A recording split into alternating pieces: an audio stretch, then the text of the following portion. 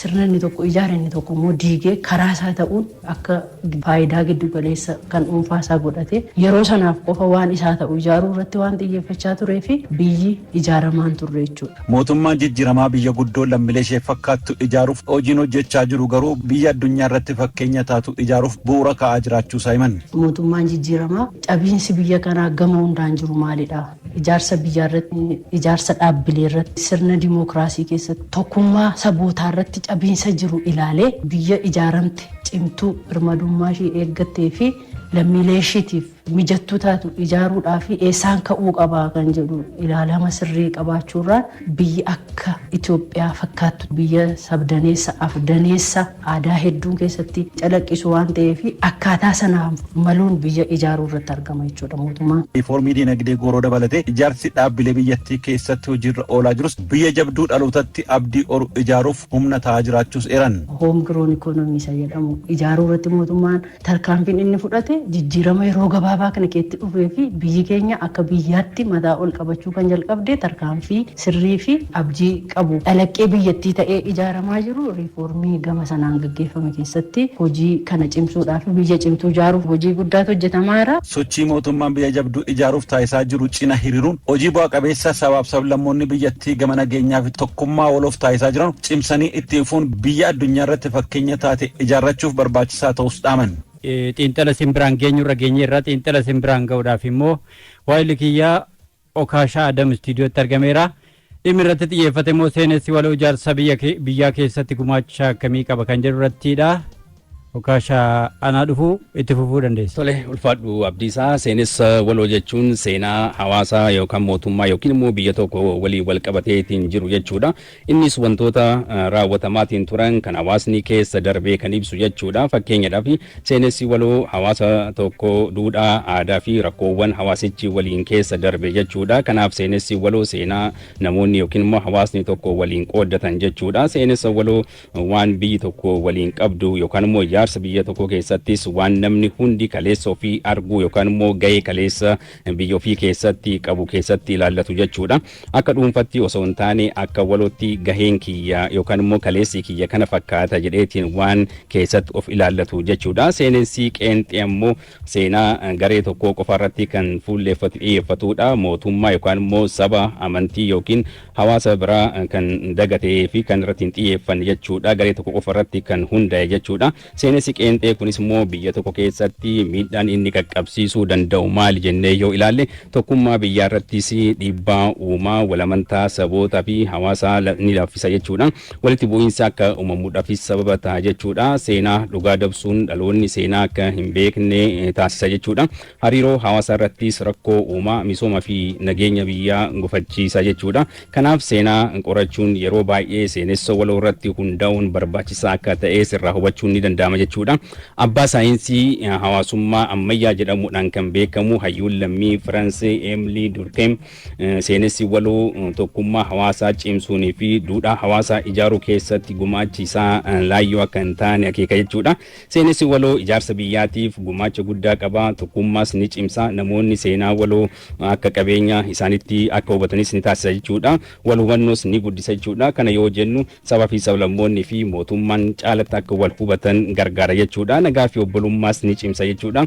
Walitti bu'iinsi akka hir'atus hawaasni immoo nagaan akka waliin jiraatu ni taasisa jechuudha. Eenyummaa biyyaas ni cimsa jechuudha. Lammiileen biyya isaanii irratti kabajaa fi itti gaafatamummaa akka qabaatanis ni gargaara jechuudha. Seenessi waloo jechuudha. Ijaarsa biyyaafis bu'uura ta'a jechuudha. Kaayoo waliin irratti hojjechuudhaan guddinni akka dhufu gumaacha jechuudha. Barnoota fi qorannoo seenaa fooyyessuu keessattis akkasumas immoo seenaa karaa madaalawaa fi ragaa irratti hundaa'eedhaan akka qoratamus ni gargaara jechuudha. Kanaaf seenessi waloo tokkummaa nageenya wal hubannoo fi misooma cimsuudhaan ijaarsa biyyaadhaaf gumaacha guddaa qaba jechuudha. Seenessa waloo keessattis gumaachi marii biyyaalessaas laayyoo miti jechuudha. Kanaaf wal qabateellee sababni isaa mariin biyyaalessaa lammiileen biyya tokko keessa jiraatan yaada isaanii akka wal jijjiiran rakkoolee isaanii akka irratti mari'atanii fi furmaata waliinii akka barbaadan carraa uuma jechuudha. Gaheen mariin biyyaalessaa qabu keessaa yoo ilaalle fakkeenya nageenyaadhaaf seenessa waloo ijaaraa lammiileen seenaa duudhaa fi eenyummaa isaanii irrattis mari'ataniitiin hubannoo waliinii akka cimu ni taasisa jechuudha. Tokkummaa biyyaa ni cimsa. Garaagarummaa keessa tokkummaan akka ijaaramu kamuu tokkummaan akka cimus ni taasisa jechuudha. Walamantaas ni guddisa jechuudha. Hawaasnis wal dhageeffachuunii fi wal kabajuu akka baratuu fi taasisa jechuudha. Walitti bu'iinsi ni hir'isa jechuudha. Walitti bu'iinsas rakkoolee karaa mariitiin furamuun haalas ni mijeessa jechuudha. Hirmaannaa lammiilees ni cimsa. Namoonni murtoo biyya isaanii keessatti qooda akka fudhatanis ni gargaara jechuudha. Ijaarsa biyyaafis bu'uura kaa'a jechuudha. Kaayoo fi mul'ata waliinii irrattis waliigalteen akka uumamus ni gargaara. Kanaaf mariin biyyaalessaa seenessa waloo cimsuun nageenyaa fi tokkummaa fi ijaarsa biyyaafis gumaacha guddaa qaba jechuudha. Kanaafis Itoophiyaan marii biyyaalessaa irra jirti jechuudha. Mariin kunis immoo ajandaawwan akka biyyatti irratti walii galamuu qabaman irrattis mari'atamaatiin ture jechuudha. Walumaa galatti mariin kun Itoophiyaadhaafis bu'aa hedduu qabateetiin akka dhufus abdatameera jechuudha.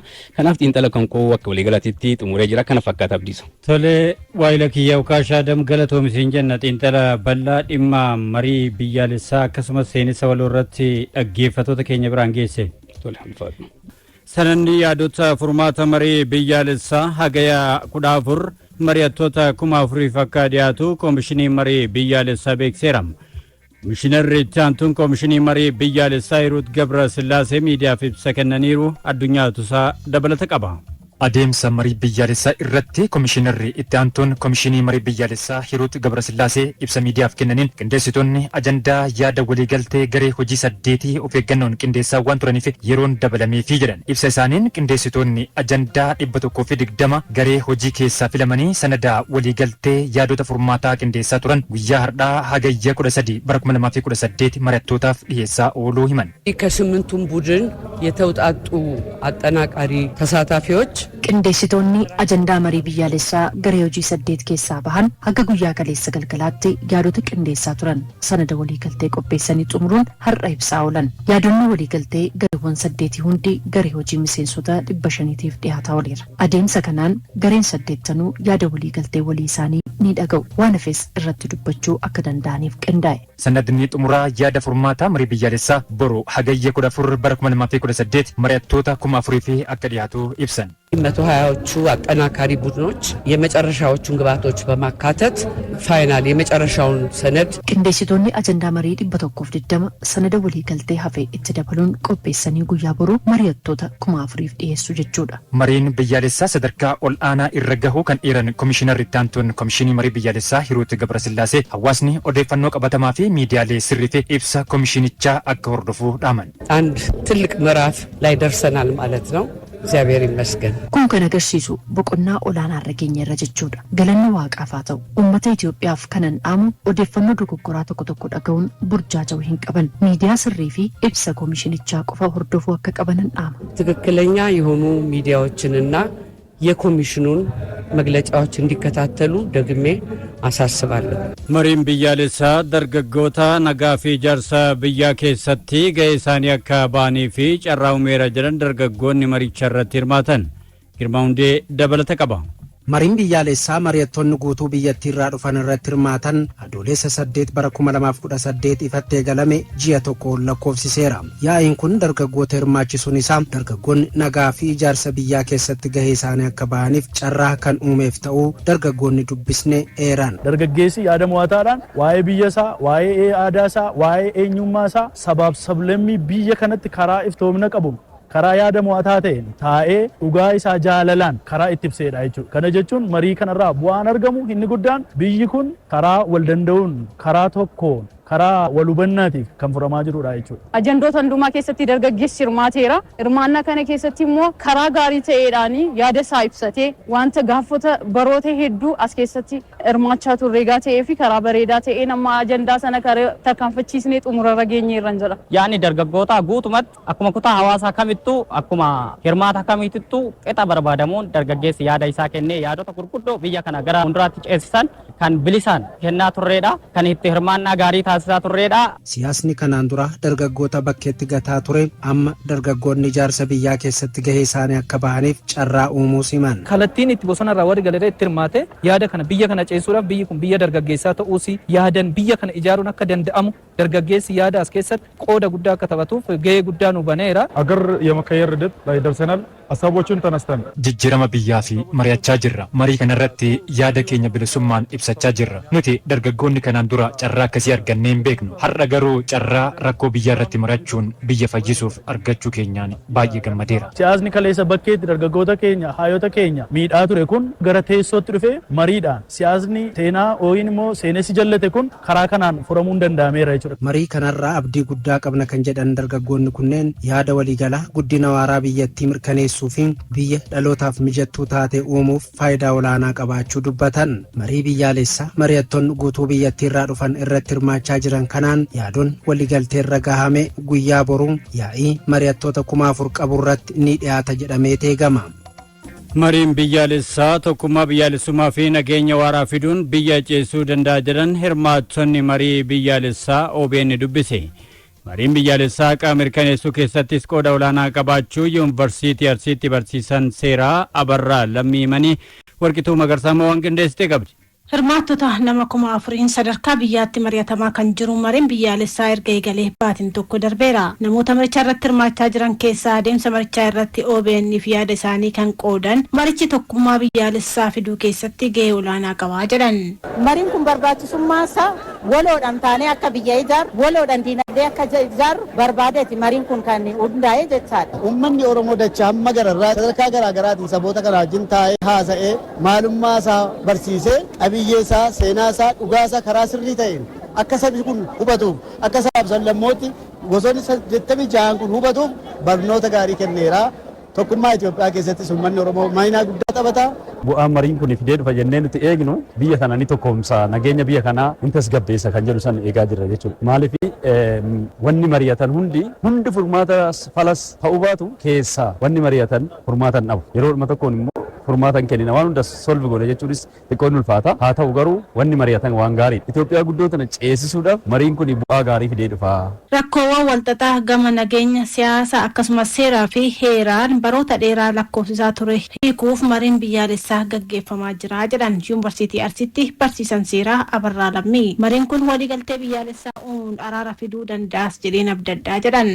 Biyyattii kana keessatti muffii kan ibsatan meeshaa waraanaa fudhatanii bosona galuudhaan qaama aangoo irra jiru wajjin wal falmuudhaan bifa saniin egaa mootummaan biyyattii kanas kan tokko kufee tokko aangootti bahee bifa saniin kan dhufaa ture. Bara mootummaa Haayila Sillaasee haa ta'u bara mootummaa Dargiitis heerris jira garuu bakkuma kun jirutti kan qawween ka'ee mootummoonni kan jijjiiramaa turan. Amma egaa heera irratti walii gallu gaafa heerota keessatti keewwatoonni tokko tokko gaafa iyyanii heera irratti walii gallu qabaannee heera fi seeran buluun akka danda'amus barachaa deemna jechaadha. Mariin rakkoo biyyattii kanaa hiikuu ni danda'a amantii jedhu fiduu keessatti gahee guddaa qaba. Itoophiyaa keessatti gaaffii ijoon barootaaf ka'aa turee fi barbaachisummaa marii biyyaalessaaf murteessaa ta'e gaaffii haqaati kan jedhan barsiisaa Abarraan mariin kun haqa mirkaneessuu keessattis gahee akka qabu himan.